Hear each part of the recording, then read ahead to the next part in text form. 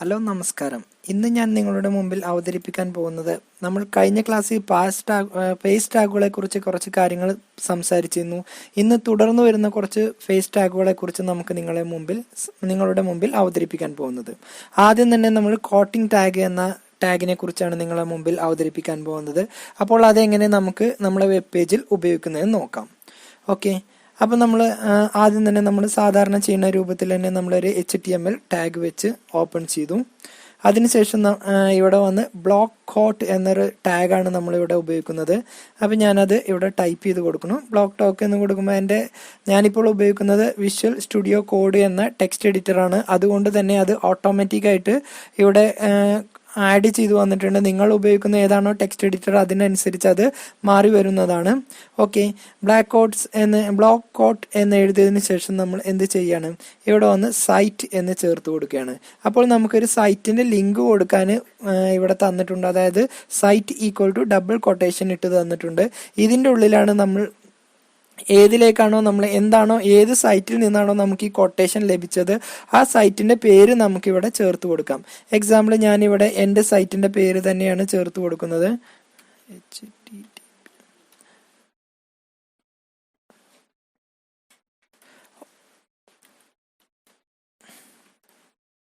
Okay, ഇതുപോലെ നമ്മൾ സൈറ്റിന്റെ പേര് ചേർത്ത് കൊടുക്കുക. ഓക്കെ, ഇവിടെ നമ്മൾ ഈ സൈറ്റിന്റെ പേര് എന്ന് ചേർത്ത് കൊടുക്കുന്നത് നമുക്ക് ഈ കൊട്ടേഷൻ ഏത് സൈറ്റിൽ നിന്നാണ് റെഫർ ചെയ്തെടുത്തത് അതിനെക്കുറിച്ച് ചേർത്ത് കൊടുക്കാൻ വേണ്ടിയാണ്. ഞാൻ എൻ്റർ അടിച്ചിട്ട് താഴെ കൊടുന്നു. എന്നിട്ട് ഞാൻ പി എന്നുള്ള ടാഗ് ഇവിടെ ചേർത്ത് കൊടുത്തു. പി എന്ന ടാഗ് എല്ലാവർക്കും അറിയാം, നമ്മൾ പാരഗ്രാഫിന് ഉപയോഗിക്കുന്ന ടാഗാണ്. ഇനി ഞാനിവിടെ ഡബിൾ കൊട്ടേഷൻ ടൈപ്പ് ചെയ്ത് കൊടുത്തു. ഞാനിവിടെ ഒരു വേർഡാണ് ടൈപ്പ് ചെയ്ത് കൊടുക്കുന്നത്. നമ്മൾ ഗാന്ധിജി പറഞ്ഞൊരു മഹത്തായൊരു വേർഡാണ് ഞാനിവിടെ ടൈപ്പ് ചെയ്യുന്നത്. ഡു ഓർ ഡൈ എന്ന വേർഡ് ഞാനിവിടെ ടൈപ്പ് ചെയ്ത് കൊടുത്തു. ഓക്കെ, അതിനുശേഷം ഈ ബ്ലോക്ക് കോട്ടിന് താഴെ ഞാനിവിടെ വന്ന് സൈറ്റ് എന്ന ടാഗ് ചേർത്ത് കൊടുക്കുന്നു. ഓക്കെ, സൈറ്റ് എന്ന ടാഗിൻ്റെ ഉള്ളിൽ ആരാണ് ഈ വേർഡ് പറഞ്ഞു എന്നും ഞാനിവിടെ ചേർത്ത് കൊടുക്കുന്നു. ഞാൻ ഗാന്ധി എന്ന വേർഡ് ടൈപ്പ് ചെയ്ത് കൊടുത്തു. മുമ്പ് നമ്മൾ ചേർത്ത് കൊടുത്ത HTML എന്ന ടാഗ് ഞാനിവിടെ വെച്ച് ക്ലോസ് ചെയ്യുകയാണ്. ഇത് ഞാനിവിടെ ഒരു ഫയൽ നെയിം കൊടുത്ത് സേവ് ചെയ്തു. ഞാനിപ്പോൾ ഇത് സേവ് ചെയ്തിരിക്കണ 1 എന്ന പേരിലാണ് സേവ് ചെയ്തിരിക്കണേ. നമ്മളെ ഫോൾഡർ നമുക്കത് ഓപ്പൺ ചെയ്യാം. അതിൽ നമ്മൾ സേവ് ചെയ്ത് വെച്ച 1 എന്ന ഫയലുണ്ട്. അത് ഞാൻ ജസ്റ്റ് ഒന്ന് റൺ ചെയ്യിപ്പിക്കുകയാണ്. അപ്പം നമുക്കിവിടെ ഈ വേർഡ് ഈ രൂപത്തിൽ ഡിസ്പ്ലേ ചെയ്ത് കാണിച്ചു തരും. നമ്മൾ കൊടുത്ത ആ വേർഡ്, അതായത് ഗാന്ധിജി പറഞ്ഞ ആ മഹത്തായ വേർഡ് ഇവിടെ ഡു ഓർ ഡൈ എന്ന് നമുക്ക് ഈ രൂപത്തിൽ കാണിച്ചു തരുന്നുണ്ട്. അതിൻ്റെ നേരെ താഴെയായിട്ട് നമ്മൾ നേരെ താഴെ നമുക്ക് അതിൻ്റെ വേർഡ് എന്താണോ നമ്മൾ ഉദ്ദേശിക്കുന്നത് ആ വേർഡും നമുക്ക് ഈ രൂപത്തിൽ കാണിച്ചു തരുന്നുണ്ട്. അങ്ങനെ നമ്മൾ കൊടുത്ത വേർഡ് ആരാണ് പറഞ്ഞു, എന്തിനാണ് പറഞ്ഞു, എവിടെയാണ് പറഞ്ഞു, ആ വേർഡിനെ കുറിച്ച് ചെറിയൊരു കൊട്ടേഷൻ നമുക്ക് ഇതുപോലെ ചേർത്ത് കൊടുക്കാൻ വേണ്ടിയാണ് നമ്മൾ ബ്ലോക്ക് കോഡ്സ് ഉപയോഗിക്കുന്നത്.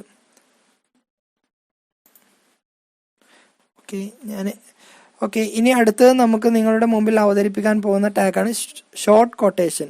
ഇപ്പോൾ നമ്മൾ ചേർത്ത് കൊടുത്ത ടാഗ് എന്ന് പറഞ്ഞാൽ കുറച്ച് വലിയൊരു ടാഗാണ്, അതായത് കൊട്ടേഷനാണ്. അതിൽ നിന്നും ഒന്നുകൂടി ചെറിയ രൂപത്തിൽ നമ്മൾ ചേർത്ത് കൊടുക്കുന്ന കൊട്ടേഷനാണ് നമ്മൾ ഷോർട്ട് കൊട്ടേഷൻ എന്ന് പറയുന്നത്. അപ്പോൾ എങ്ങനെ ഷോർട്ട് കൊട്ടേഷൻ നമുക്ക് ഉപയോഗിക്കുന്നതെന്ന് നോക്കാം. ഓക്കെ, സാധാരണ നമ്മൾ ചെയ്യുന്ന രൂപത്തിൽ തന്നെ HTML എന്ന ടാഗ് ഞാൻ ഇവിടുന്ന് ഓപ്പൺ ചെയ്തു. ഓക്കെ, അതിനുശേഷം നമ്മളിവിടെ വന്ന് പി എന്ന ടാഗ് ഓപ്പൺ ചെയ്തു. പി എന്ന ടാഗ് എല്ലാവർക്കും അറിയാം, പാരഗ്രാഫ് എന്ന ടാഗ് ചേർത്ത് കൊടുക്കാൻ വേണ്ടിയാണ് പി എന്ന ടാഗ് ചേർത്ത് കൊടുക്കുന്നത്. അതിനുശേഷം ഞാനിവിടെ ഒരു വേർഡ് ടൈപ്പ് ചെയ്തു.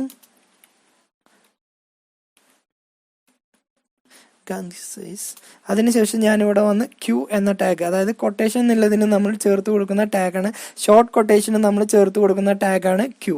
എന്നിട്ട് ഞാൻ ഡബിൾ കൊട്ടേഷൻ്റെ ഉള്ളിൽ നേരത്തെ നമ്മൾ ചേർത്ത് കൊടുത്ത വേർഡ് തന്നെ ഞാനിവിടെ ടൈപ്പ് ചെയ്ത് കൊടുക്കുന്നു, ഡു ഓർ ഡൈ. ഓക്കെ, നമ്മൾ ഓപ്പൺ ചെയ്ത പാരഗ്രാഫ് ഇവിടെ വെച്ച് ക്ലോസ് ചെയ്യാണ്. ഇനി ഞാനിത് നിങ്ങളുടെ മുമ്പിൽ സേവ് ചെയ്തൊന്ന് ഡിസ്പ്ലേ ചെയ്ത് കാണിച്ചു തരാണ്. നമ്മൾ ഈ ചെയ്ത് വെച്ചതിനെ ഞാനൊന്ന് റീലോഡ് ചെയ്യാണ്. അപ്പോൾ നമുക്കിവിടെ കാണിച്ചു തരും ചെറിയൊരു മിസ്റ്റേക്ക്. നമുക്കിവിടെ വന്ന് ഡബിൾ കൊട്ടേഷൻ ചേർത്ത് കൊടുക്കേണ്ട ആവശ്യമില്ല. ക്യൂ എന്ന ടാഗ് നമ്മൾ ചേർത്ത് കൊടുക്കുമ്പോൾ തന്നെ നമുക്ക് ഓട്ടോമാറ്റിക്കായിട്ട് ഇതിൻ്റെ ഉള്ളിൽ ആ കൊട്ടേഷൻ വരുന്നുണ്ട്. അപ്പോൾ ഗാന്ധി സേസ് എന്ന് പറഞ്ഞിട്ട് നമ്മൾ എന്താണോ വേർഡ് നമ്മൾ ചേർത്ത് കൊടുത്തത് അത് നമുക്ക് ഈ രൂപത്തിൽ ഡിസ്പ്ലേ ചെയ്ത് കാണിച്ചു തരും. ഓക്കെ, നിങ്ങൾക്ക് ഷോർട്ട് കൊട്ടേഷൻസും നിങ്ങൾക്ക് മനസ്സിലായെന്ന് വിചാരിക്കുന്നു. അടുത്തൊരു ടാഗാണ് പ്രൈസ് ടാഗിൽ നിങ്ങൾക്ക് വരുന്ന അടുത്തൊരു ടാഗാണ് ഞാൻ നിങ്ങളുടെ മുമ്പിൽ അവതരിപ്പിക്കാൻ പോകുന്നത്, കോഡ് ടാഗ്. അതായത് നമ്മളൊരു വെബ് സീരീസ്, ഒരു ട്യൂട്ടോറിയൽ സീരീസോ അല്ലെങ്കിൽ നമ്മുടെ വെബ്സൈറ്റിൽ ഏതെങ്കിലും ഒരു പ്രോഗ്രാമിൽ ഉപയോഗിച്ച പ്രോഗ്രാമിംഗ് ലാംഗ്വേജിൽ ഉപയോഗിക്കുന്ന ഏതെങ്കിലും ഒരു കോഡ് നിങ്ങളുടെ വെബ്സൈറ്റിൽ ചേർത്ത് കൊടുക്കണമെങ്കിൽ അതിനുവേണ്ടി നമ്മൾ ഉപയോഗിക്കുന്ന ഒരു ടാഗാണ് കോഡ് ടാഗ്. അപ്പോൾ എങ്ങനെ നമുക്ക് കോഡ് ടാഗ് നമ്മളുടെ വെബ്സൈറ്റിൽ ഉപയോഗിക്കുന്നതെന്ന് നോക്കാം. ഓക്കെ, ഞാൻ ആദ്യം തന്നെ നമ്മൾ സാധാരണ ചെയ്യുന്ന രൂപത്തിൽ തന്നെ HTML വെച്ച് ഓപ്പൺ ചെയ്തു.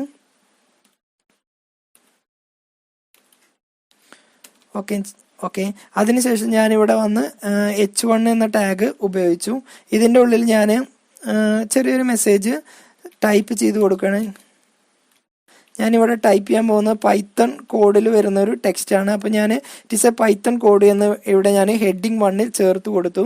അതിനുശേഷം ഞാനിവിടെ വന്ന് കോഡ് എന്ന ടാഗാണ് നമ്മൾ ഇതിന് ഉപയോഗിക്കുന്നത്. അപ്പോൾ കോഡ് എന്ന് ടൈപ്പ് ചെയ്തു. അതിനുശേഷം ഞാൻ ഈ കോഡ് എന്ന ടാഗിൻ്റെ ഉള്ളിലാണ് നമുക്ക് ഇവിടെ എന്താണോ നമുക്ക് ടാഗായിട്ട് എഴുതി ചേർത്ത് കൊടുക്കാനുള്ളത് ആ കോഡ് ഞാനിവിടെ ടൈപ്പ് ചെയ്ത് കൊടുക്കുന്നത്. ഞാനിവിടെ പൈത്തണിൽ വരുന്ന ഒരു ചെറിയൊരു പ്രോഗ്രാം ചെയ്തു. A = 10, B = 20, C = A + B, എന്നിട്ട് അത് പ്രിന്റ് ചെയ്യേണ്ട.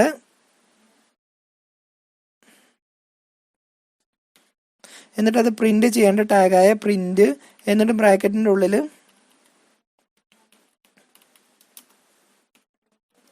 C. ഓക്കെ, അപ്പം നമ്മൾ ചെറിയൊരു പൈത്തൺ കോഡ് ഞാനിവിടെ ടൈപ്പ് ചെയ്തിട്ടുണ്ട്. 2 നമ്പറിൻ്റെ സമ്മ് കാണുന്ന ഒരു സിമ്പിൾ പൈത്തൺ കോഡാണ് ഞാനിവിടെ ചേർത്ത് കൊടുത്തത്.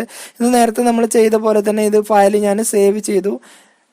സെയിം പേര് തന്നെ ആയതുകൊണ്ട് ഞാനിവിടെ വന്ന് ഒന്ന് റീലോഡ് ചെയ്യാണ്. അപ്പം നമുക്കിവിടെ വന്ന് നമ്മൾ എന്താണോ കൊടുത്തത് ആ പൈത്തൺ കോഡ് നമുക്ക് ഈ രൂപത്തിൽ പേജിൻ്റെ ഈ ഭാഗത്തായിട്ട് നമുക്ക് ഇതുപോലെ ഡിസ്പ്ലേ ചെയ്ത് കാണിച്ചു തരും. ഇവിടെ നമ്മൾ ഏതാണോ കൊടുത്തത് ഫസ്റ്റ് നമ്പർ, അതേപോലെ സെക്കൻഡ് നമ്പർ, അതേപോലെ 2 നമ്പറിൻ്റെ സമ്മ് കാണാനുള്ള ഇക്വേഷനും അതിൻ്റെ ആൻസറും നമുക്ക് ഇവിടെ വന്ന് ഡിസ്പ്ലേ ചെയ്ത് കാണിച്ചു തരും. അപ്പോൾ ഇതുപോലെ നമുക്ക് സിമ്പിളായിട്ട് എന്തെങ്കിലും പൈത്തൺ കോഡോ അല്ലെങ്കിൽ മറ്റു കോഡുകളൊക്കെ നമുക്ക് പ്രോഗ്രാമിൽ ഉപയോഗിക്കണമെന്നുണ്ടെങ്കിൽ അതിന് നമ്മൾ യൂസ് ചെയ്യുന്ന ടാഗാണ് കോഡ് എന്ന ടാഗ്. അടുത്തത് നമുക്ക് നിങ്ങളുടെ മുമ്പിൽ അവതരിപ്പിക്കാൻ പോകുന്ന പാച്ച് ടാഗിൽ വരുന്നതാണ് കീബോർഡ് ടാഗ്. അതായത് നമ്മുടെ വെബ്സൈറ്റിൽ നമുക്ക് ഏതെങ്കിലും ഒരു പ്രത്യേകം ഷോർട്ട് കട്ട് കീസിനെ പരിചയപ്പെടുത്തുന്ന ഒരു നോട്ട് എന്തെങ്കിലും നമുക്ക് ചേർത്ത് കൊടുക്കണമെങ്കിൽ അത് നമ്മളുടെ വെബ്സൈറ്റിൽ അല്ലെങ്കിൽ വെബ്സൈറ്റിൻ്റെ ഉള്ളിൽ ടാഗ് രൂപത്തിൽ എങ്ങനെയാണ് ചേർത്ത് കൊടുക്കുന്നതെന്ന് നോക്കാം. ഓക്കെ, അപ്പോൾ നമ്മൾ സേവ് ചെയ്യേണ്ട ഷോർട്ട് കട്ട് കീ നിങ്ങൾക്ക് എല്ലാവർക്കും അറിയാം, Ctrl+S. അപ്പോൾ നമുക്ക് നമ്മുടെ വെബ്സൈറ്റിൽ ആ ടാഗ് എങ്ങനെ ചേർത്ത് കൊടുക്കണമെന്ന് നോക്കാം. ആദ്യം തന്നെ നമ്മൾ HTML ടാഗ് ചേർത്ത് കൊടുത്തു. അതിനുശേഷം ഞാനിവിടെ വന്ന് P എന്ന ടാഗിൻ്റെ ഉള്ളിൽ സേവ്